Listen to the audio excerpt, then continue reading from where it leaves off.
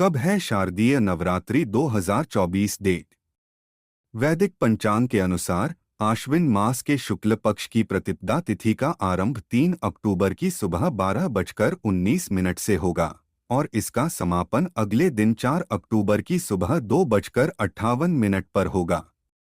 उदया तिथि के अनुसार शारदीय नवरात्रि 3 अक्टूबर 2024 दिन गुरुवार से आरंभ होंगी और इस पर्व का समापन 12 अक्टूबर 2024 दिन शनिवार को होगा। नवरात्रि के दौरान घर लाएं ये खास चीजें। मां लक्ष्मी की मूर्ति या तस्वीर। नवरात्रि में मां लक्ष्मी की मूर्ति या तस्वीर घर में लाना बहुत शुभ माना जाता है, लेकिन इस बात का खास ख्याल रखें कि लक्ष्मी माता की ऐसी तस्वीर या मूर्ति को ही घर लाएं जिसमें वे कमल के आसन पर विराजमान हो और उनके हाथों से धन वर्षा हो रही हो। इस तस्वीर को घर के मंदिर या पूजा स्थल में स्थापित करें। मान्यता है कि ऐसा करने से घर में धन का आगमन होता है। चांदी का सिक्का। नवरात्रि के दिनों में चांदी का सिक्का घर लाना भी बहुत शुभ माना जाता है, लेकिन सिक्के पर गणेश जी या मां लक्ष्मी की प्रतिमा बनी हो, ऐसा सिक्का ज्यादा शुभ माना जाता है। इस सिक्के को घर के मंदिर या पूजा स्थल में रखें। मान्यता है कि ऐसा करने से घर में धन की वृद्धि होती है। श्रृंगार का सामान। नवरात्रि में श्रृंगार का सामान जैसे चूड़ी, बिंदी, सिंदूर, मेहंदी आदि घर लाना भी बहुत शुभ माना जाता है। इन चीजों को मां दुर्गा को अर्पित कर पूजा स्थल में रखें। मान्यता है कि ऐसा करने से मां दुर्गा प्रसन्न होती हैं और घर में सुख समृद्धि का वास और खुशहाली आती है। कमल का फूल। मां लक्ष्मी को कमल का फूल बेहद प्रिय होता है, इसलिए नवरात्रि के दौरान घर में कमल का फूल लाएं और मां लक्ष्मी की पूजा के दौरान उनको अर्पित करें। तुलसी का पौधा। नवरात्रि के दौरान तुलसी का पौधा घर में लगाना भी बहुत अच्छा माना जाता है। मान्यता है कि नवरात्रि में तुलसी का नया पौधा घर लाकर लगाने से मां लक्ष्मी प्रसन्न होती हैं।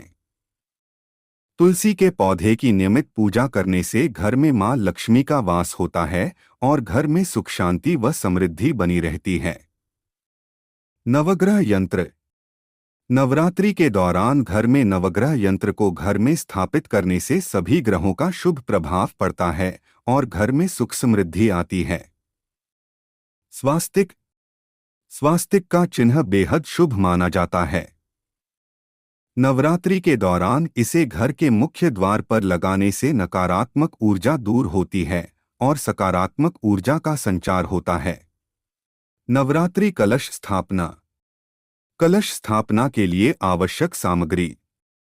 जौ बोने के लिए मिट्टी का पात्र, साफ मिट्टी, मिट्टी का एक छोटा घड़ा, कलश को ढकने के लिए मिट्टी का एक ढक्कन, गंगा जल, सुपारी, 1 या 2 रुपए का सिक्का, आम की पत्तियां, अक्षत बटा कच्चे चावल, मोली बटा कलावा बटा रक्षा सूत्र, जौ जवारे, इत्र वैकल्पिक, फूल और फूल माला, नारियल, लाल कपड़ा बटा लाल चुन्नी, दूर्वा घास। कलश स्थापना विधि। नवरात्रि में कलश स्थापना देव देवताओं के आह्वान से पूर्व की जाती है। कलश स्थापना करने से पूर्व आपको कलश को तैयार करना होगा, जिसकी संपूर्ण विधि इस प्रकार है। सबसे पहले मिट्टी के बड़े पात्र में थोड़ी सी मिट्टी डालें और उसमें जवारे के बीज डाल दें।